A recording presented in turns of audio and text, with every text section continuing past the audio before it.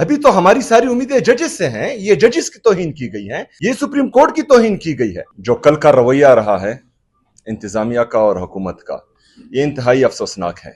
Supreme court के 3 जजेस के आर्डर को कल रद्दी की टोकरी में एक दफा फिर फेंका गया। मैं बार बार यही एक बात कह रहा हूं कि अवाम की उम्मीद अदलिया से है। अगर अदलिया ही इंसाफ नहीं करेगी, अदलिया ही अपने फैसले इंप्लीमेंट नहीं करेगी, तो फिर अवाम किस तरफ जाएगी? और इमरान खान साहब तो कोई छोटा इंसान नहीं है, वो पाकिस्तान का सबसे मकबूल तरीन लीडर है। उसकी जमात पाकिस्तान की सबसे बड़ी सियासी जमात है।